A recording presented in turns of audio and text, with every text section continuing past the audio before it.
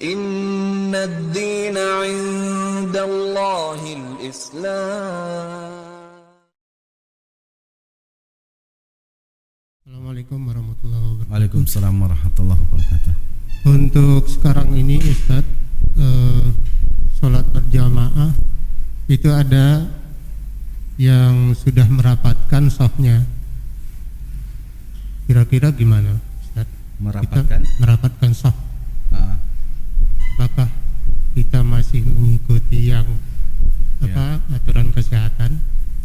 Atau hukum merapatkan saf atau merenggangkan saf gitu pokoknya ya. Itu. Untuk sekarang ini Ustaz. Ya. Hukum asal dalam sholat yang wajib itu adalah merapatkan saf, hukum asalnya. Dan itulah yang dipendapati oleh mayoritas para ulama, bahwa sholat itu adalah dengan merapatkan safnya. Sawu sufufakum, ya, lurus rapatkan saf kalian. Bahkan justru disunahkan bagi di antara ciri kebaikan seseorang itu adalah manakala ketika ada yang kosong maka suddul furaj, ya, yaitu ada yang mengisinya, menutupnya.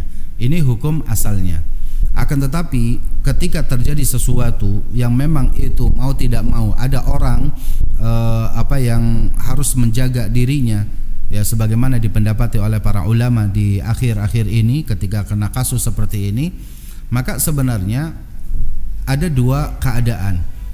Yang pertama, entah tetap sholatnya di rumah, lalu dia kemudian berjamaah sebagaimana dengan keluarganya dengan merapatkan safnya misalkan, ya, atau misalkan dia di masjid dengan aturan yang ditetapkan oleh ulil amri di situ untuk menjaga untuk menjaga penyebaran misalkan atau tertularnya dan lain-lain.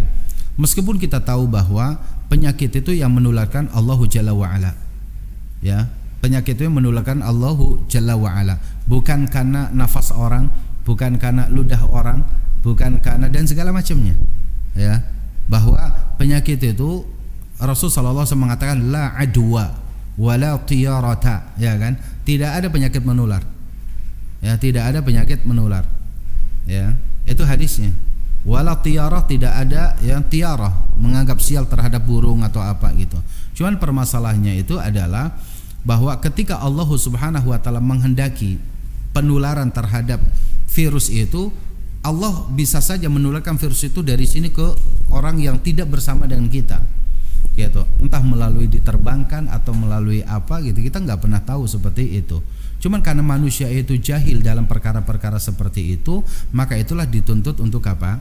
Pertama untuk meneguhkan keimanan, yang kedua untuk al-aqdu bil asbab, mengambil sebab. Salah satunya adalah berjarak misalkan, ya, berjarak. Karena kalau berjarak itu paling tidak perjalanan virus dari satu orang ke orang lain itu dia punya jarak yang memang itu tidak bisa dipantau oleh kita. Nah, dalam hal ini di awal para ulama kita itu berfatwa tetap harus sholat merapatkan saf, kan gitu. Itu di awal fatwanya. Lalu kemudian setelah itu kita pun tetap rapat saf awalnya.